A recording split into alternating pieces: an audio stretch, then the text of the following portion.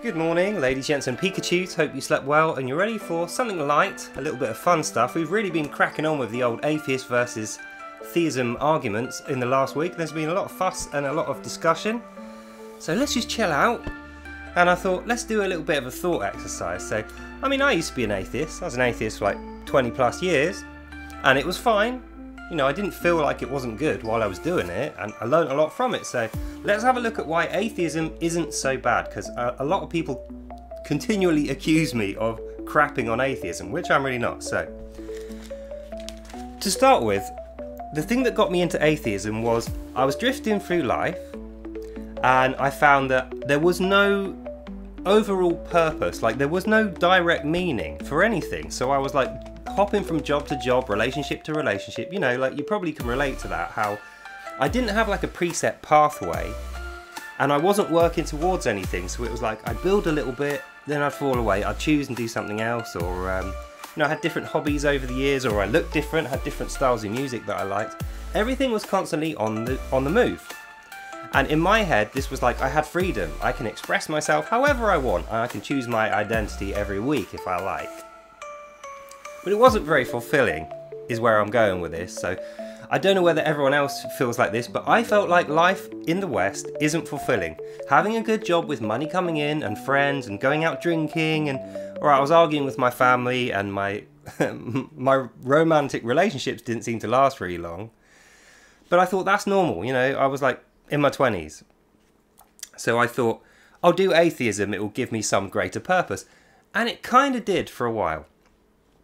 So I want you to think about, especially if you're an atheist, what is the point in atheism? Because for me, I didn't have any core purpose, and then I picked up atheism and I was like, right, I'm going to be an atheist speaker, so I'm going to read all these books and I'm going to have all these debates and I'm going to join these discussions, and that will give me purpose.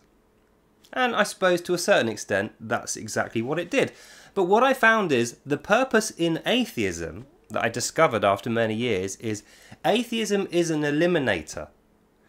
Atheism is to remove false purpose from your life. So certainly I did this, but I think most atheists will relate to this. You go around from pillar to post speaking to different people, mostly believers. That's the people you target as an atheist.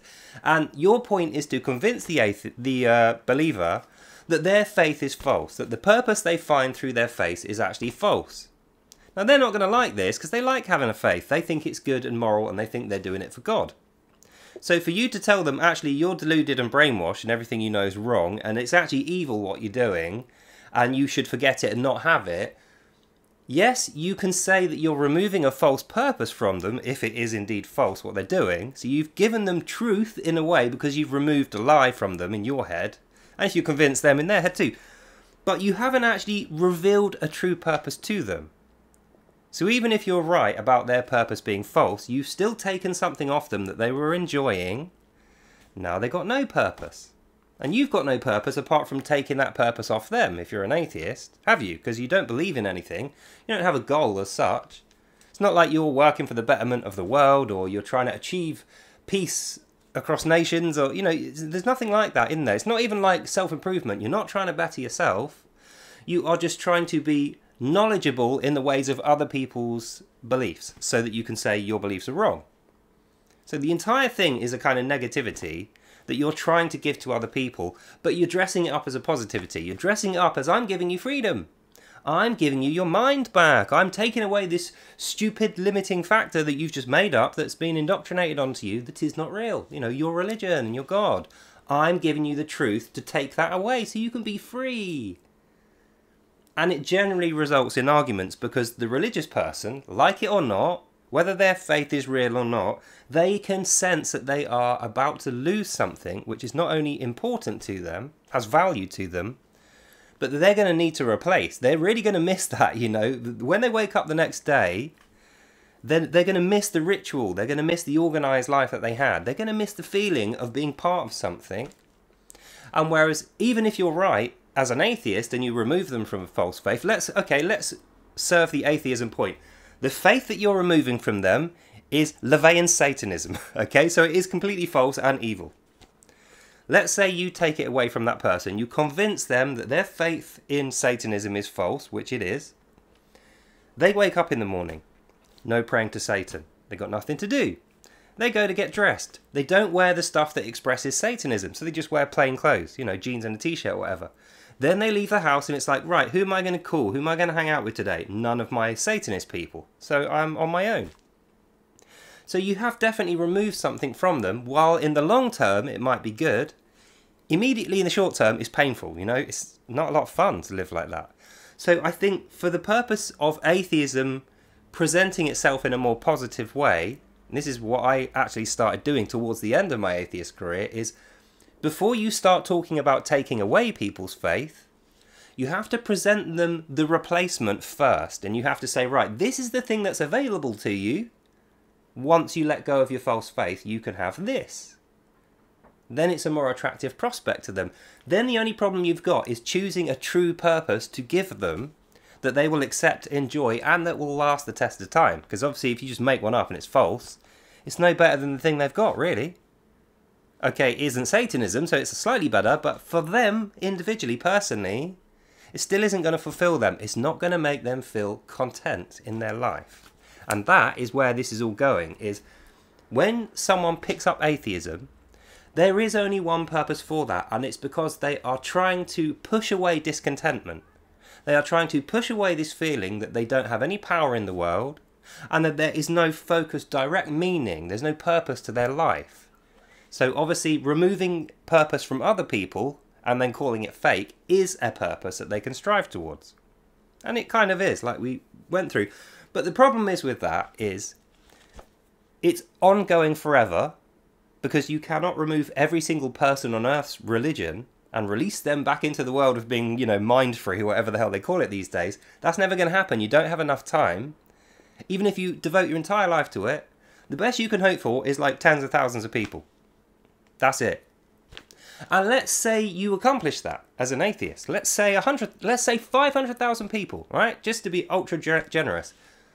Let's say as an atheist, you are somehow swish enough with your spoken language and your facts and logic that you take 500,000 believers away from their faith, all different ones, and you release them back into the wild, mind-free, red-pilled. You know, they're ready to go with no beliefs, and now they're looking for something.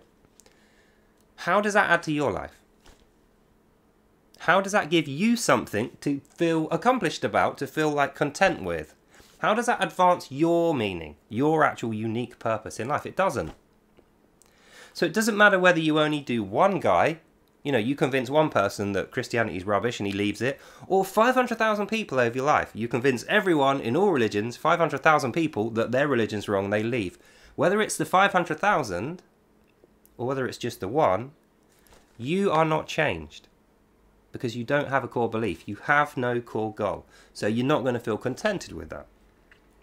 So point one is atheism as a mechanism for having a purpose. The purpose in atheism is removing false purpose from other people. What you can perceive to be a false purpose, which is a short-term goal. There is no long-term objective, because as we said, there's like 8 billion or so, you know, 3 billion people or whatever on the planet, or I don't know, between 3 and 8 is probably a good estimate. There's lots of people on the planet.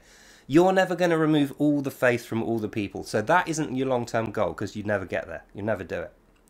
So atheism is a short-term goal for short-term accomplishment that is fleeting. Because one person at a time, you convince them faith isn't real. They go off and they start being an atheist, or maybe you become friends with them. In the short term, you feel good about this. In the long term, it doesn't make any difference to you. There's no tangible, practical benefit to it for you as an atheist. Whereas if we compare that to Christianity, it's like the opposite. Christianity, you're not trying to take anything away from people. I certainly don't. Like, you'll notice, none of my atheism videos, I've never once preached. I specifically don't preach. I only use Bible verses that people bring to me. That's the only time you'll catch me talking about the Bible in these videos, is when people bring it up to me. I don't preach in my videos. I'm not trying to convert people to Christianity. I'm just trying to get people to think, what is the purpose of their life individually? Because it's fun. Everyone wants to have a, you know, it's great fun having a purpose, and it keeps you getting up every day. It keeps you fully engaged throughout the whole day and night, keeps you honest, it'll keep you off drugs and alcohol and gambling, prostitutes or whatever else, and it will give you something that you will want to work towards. And I feel like if atheism can't offer that, in the short term, yes, it might be fun, but in 20 years' time, you won't be doing it anymore because it will either wear out its welcome, it'll become boring, you know, it won't reward you in any way, and you'll find something else that does have that goal, that built-in meaning that you'll strive for, and that will be attractive to you, and you'll end up doing that instead. Point 2. If atheism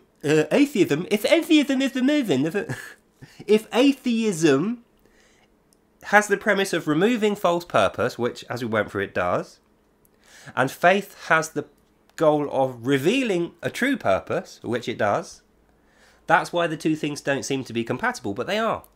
You can do both those things at the same time. That's what I'm doing now. I am saying to you, as a general sort of argument, you will feel better if you remove false purpose from your life, like what atheism is trying to do. That's why I don't think atheism is particularly bad. Removing false purpose, or removing any falsity from your life, it is going to make you slightly better in the short term. And it is going to remove, you know, trip hazards in your life, effectively. But in the long term, it's not going to do anything for you. Whereas faith is not going to do anything for you in the short term, necessarily, unless you work towards that. But in the long term, it is going to reveal true meaning. It's going to give you a purpose that will persist through your life, that you will really feel content with. And once you start getting your teeth into it, and then you would start advancing into it, you will grow as a person in stature, in intelligence, wit, in charisma. Probably not in popularity. You'll become less popular because people will start not liking you. But the people that do like you, you'll become good friends with, and they will stick around for your life. So short-term gains, less in faith. Long-term benefits, way more. So, atheism is a short-term thing then, in terms of practical application, and faith is a long-term thing with a short-term loss. Point 3 is, with faith, we are drawn to volunteering for it. There's no particular compulsion. It's not like God is saying you must do this, or if you don't do this, you're damned. Although some Christians will present this case to you, it's absolutely not the case. I don't believe it to be the case. They'll probably argue with me. Roll up. Any Christians, this is for you. Christians who think that you're not saved unless you read the Bible, look me up. I'll argue with you. You can be saved without ever having read a Bible. That's a fact for me. So back onto the point. The reason I'm saying this is because there are plenty of atheists, although I haven't met any of them recently. There are loads out there that I knew before. There are plenty of atheists who will go through their life without ever having read a Bible, who will never admit or pray to Jesus, or they won't recognise God in any way. When they die, they'll end up going to heaven. They will be saved. Through no fault of their own, obviously, but they won't have done anything to... They won't be damned, is what I'm saying, through the fact that they never read the Bible, or they never went to church, or they never went, oh, holy Jesus, please save me, Jesus. None of that stuff. They weren't Bible bashing, they weren't preaching, nothing. So the reason that is because when they get to the end of their lives, they'll have to make a decision whether they recognise God at that point, after they've died, or not. And if they don't, that's an indicator of a evil, unrighteous nature. So obviously that person is not going to be saved, because they don't want to be. And the reason I'm bringing this up is because free will, ladies, gents and Pikachus, that's what really we're talking about here. Purpose in life is directly linked to free will. If you don't have free will, then you have a purpose that somebody else gave you, and it's not up to you to change it, or say no to it, or not do it. So you're a slave to it. Yeah, kind of like in Islam. Islam, you're a slave to Allah, you're a slave to Allah's causes, the jihad, and propping up the mosque, and covering the sins of your brothers, and all the rest of it. That's what your life is. You have to do that. Otherwise, you're an infidel, you'll be punished, you go to hell, you burn, that's it. You don't get your virgins. Atheism, Christianity, Buddhism, Hinduism, all the other approaches to faith that you can find don't do that. They don't compel you through a threat of implied violence. But in that they're giving you free will, you may never end up with a purpose. And then you will be unfulfilled. And I think the thing that I'm trying to get across to you here is atheism is not going to fulfill you in the long term, but that is not a reason to not do it.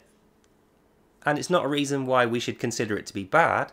But using that same logic, Christianity, while it may not reward you immediately or in the short term, you're not going to become popular online the same way you will as an atheist who speaks loudly.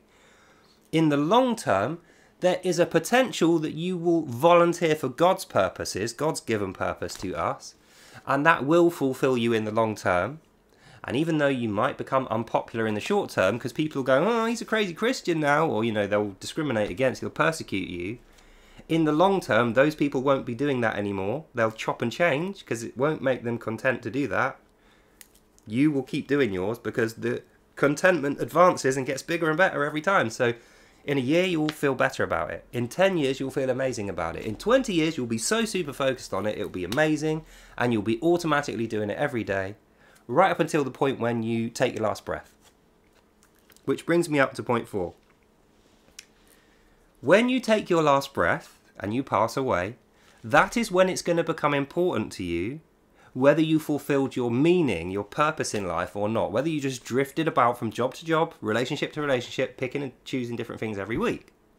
Now, especially in atheism, you don't think that matters because atheism thinks you die, you go in the ground, you feed worms, that's the end of you.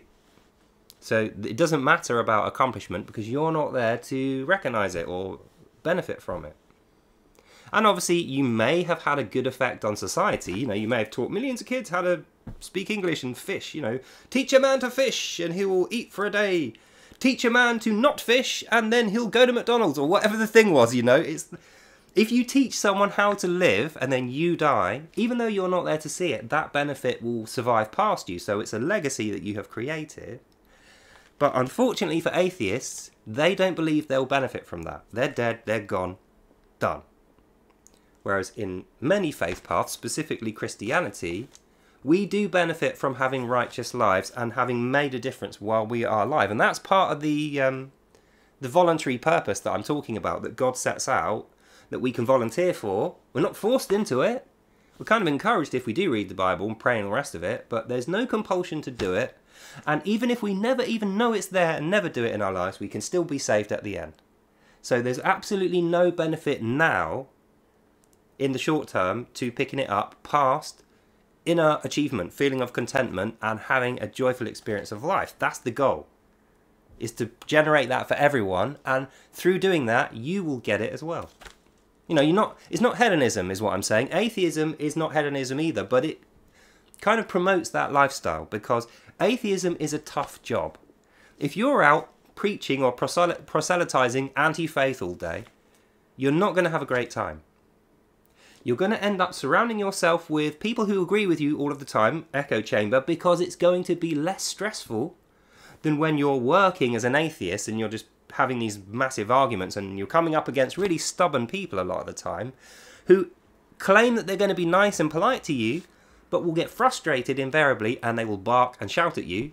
Maybe they'll even bite you, you don't know. They probably won't bite you, but the point is you're going to need to switch off from that because it isn't your long-term life goal that you're completely involved and focused in. You're not motivated to keep doing it. So at the end of the day, you'll shut your laptop and you'll get a Coke out the fridge and then you'll go and hang out with your friends and you'll go, oh, those freaking religious psychos, like I'm sick of those guys, and you whinge about them, right? So in the short term, you'll feel good, but in the long term, you get no benefit. And then the last point is, with that lifetime commitment that you volunteer for in the Christianity, or many other faiths actually have a similar thing, that's going to require a life partner. Whereas atheism doesn't, and actually atheism means you're going to be meeting new people all the time, maybe falling out with them, maybe being friends with them, but you will quickly tire of them and you'll move on to new ones because there are constant new arguments coming out and there's constant new faiths or politics to argue against. You know, like I said, it's reductive. It is a negative thing. You're trying to take things off people that you think are false.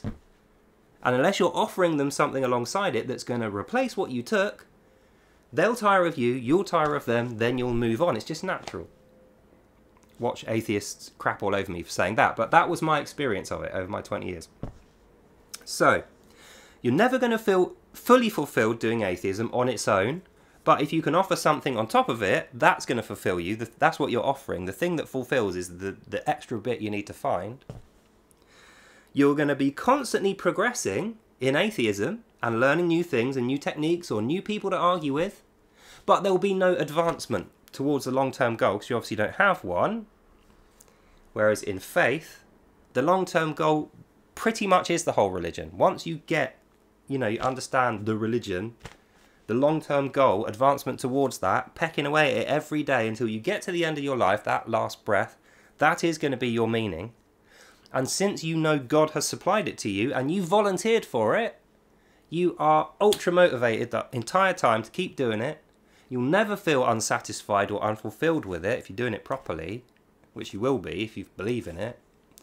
And you won't stack up baggage or enemies. As you drive towards it, like I say, you'll probably end up with a life partner. You'll meet someone else who sees it the same way as you do, who has exactly the same long-term goal prearranged by God that you've both volunteered for, and you'll look at each other in the eyes and see, hang on, they're doing what I'm doing.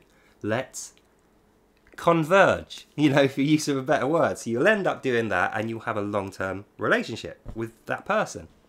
Whereas in atheism, that may well happen to you initially. It may look the same. You may get the same vibe. And who knows, it may turn out to be an actual long-term relationship that you get out of that.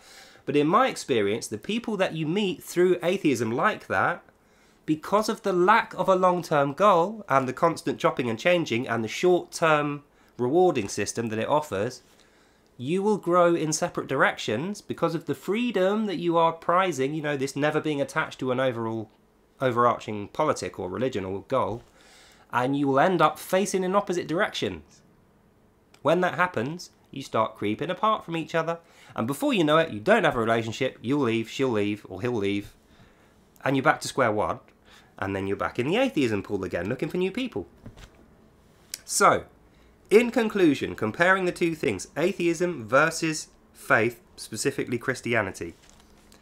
Atheism is all about trying to help others remove their falsities, their false faiths, in order to improve yourself in the short term without a long-term goal. Right? So it's like wages rather than a salary in terms of your spirit.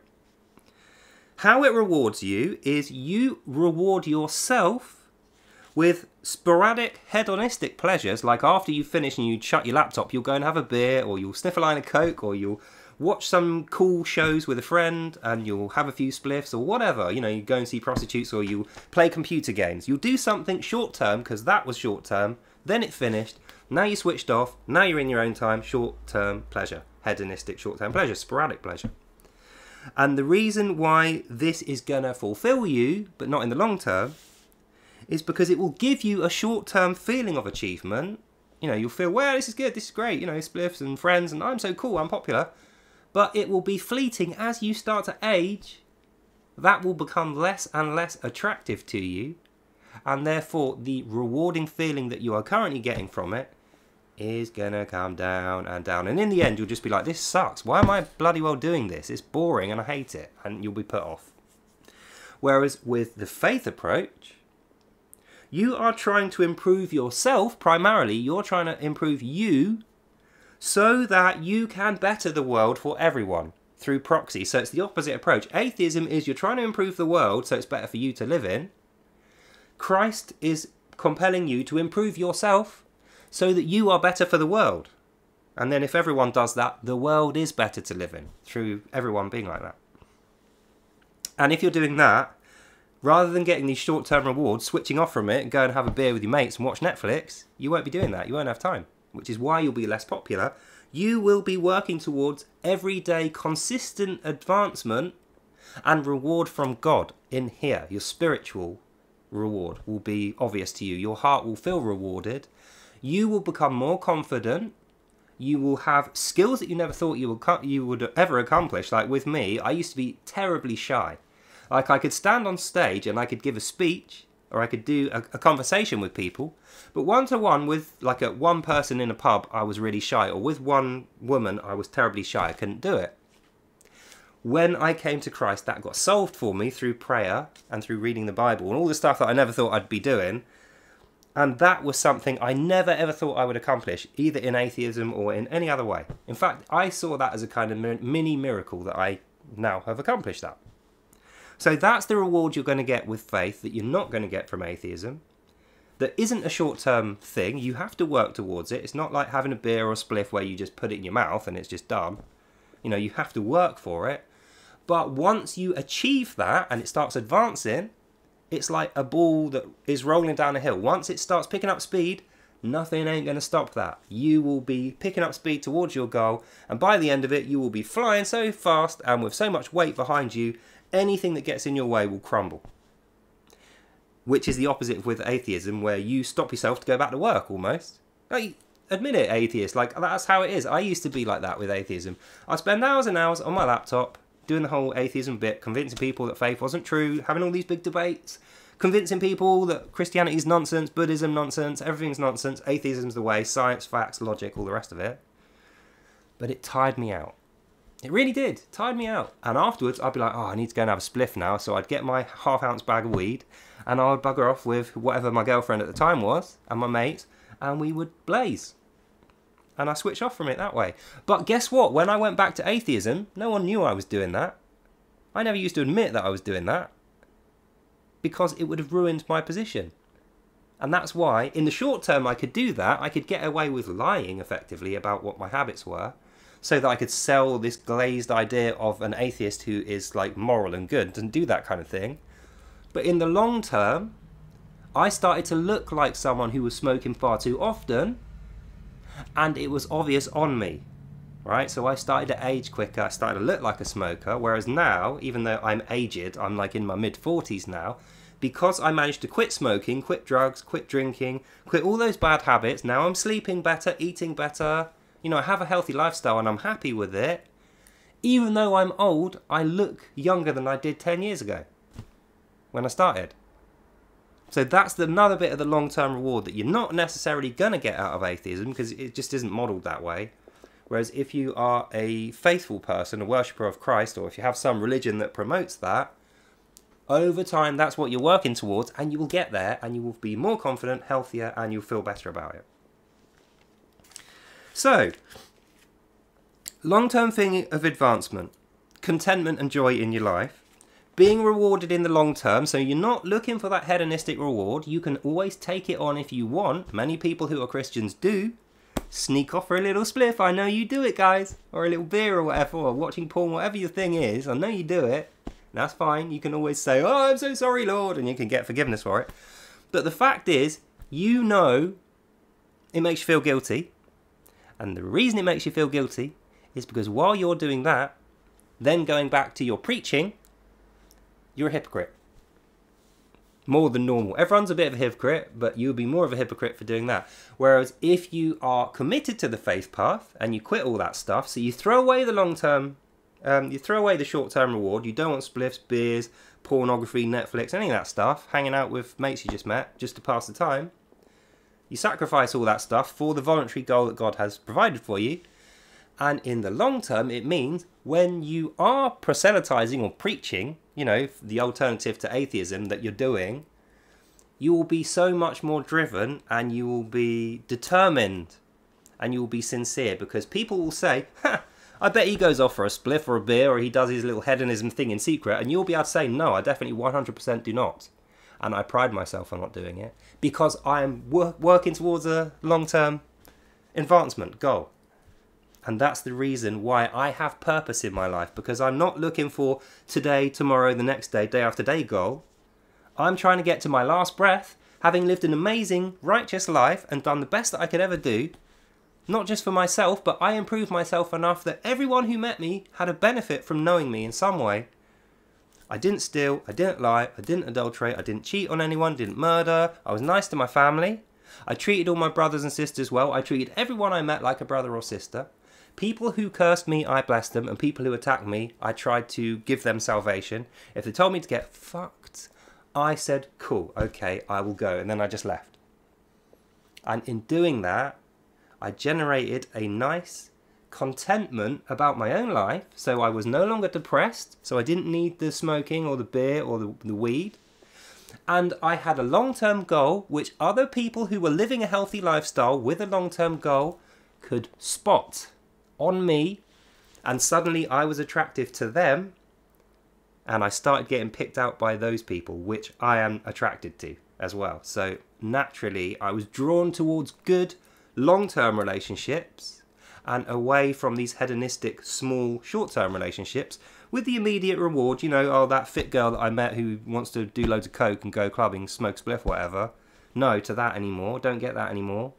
But the people who are potentially going to marry me, those are the people that I'm interested in now, and they are now interested in me because I have progressed, I've advanced towards that higher purpose, and it has made me improve as a person, and my life is better, and that's visible to other people with the bettered life. So, that's about the end of this video. The conclusion is, atheism isn't bad, it's a great starting position, and in the short term it will make you feel rewarded. You can learn a lot from being an atheist and doing those debates. But without something additional to offer, once you've removed everyone's false faiths and their religions and they're free to have nothing to work towards, they are going to feel empty, and they're going to want something which atheism can't provide. And it might well be that they turn to gambling, cigarettes, drugs, drinking, prostitutes, Netflix, porn, too many video games, staying up all night worrying about the future. And in the long term that leads to destruction, misery. Whereas if you have a long-term goal, which God has provided, so once you start doing it, you know it is the right thing to be doing, and you feel great about doing it, you never get bored of it, the reverse happens. You start having benefits every single day, your health starts improving every single day, your social circle shrinks but improves every single day, and by the time you take that final breath in your life, you will have no regrets. And you'll know God will forgive you the stuff you buggered up at the beginning, and that you're pretty much guaranteed to be saved in the end. So, think about that. That's the end of this video. Hope you enjoyed that and you learned something. God bless you all, and I'll see you lovely people in the next one. Bye now. So there you have it, my first and last word on atheism, faith paths, long and short term planning, finding your meaning in life, and really getting your teeth into why you are here at all. So that's all for now. Hope you enjoyed that. God bless you all. Have a lovely evening, and I'll see you beautiful people in the next one. Bye.